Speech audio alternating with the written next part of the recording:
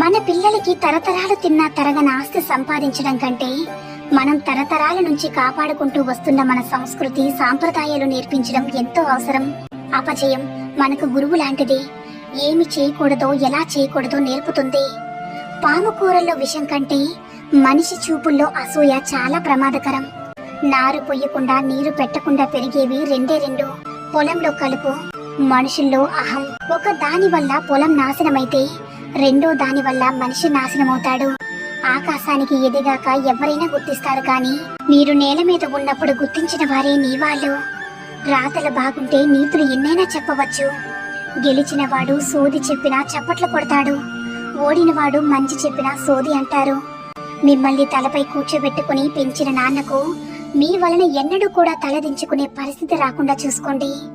నిన్ను అనవసరమని అనుకున్న వాళ్ళకి నువ్వు అత్యవసరం అనిపించేలా చేస్తుంది కాలం.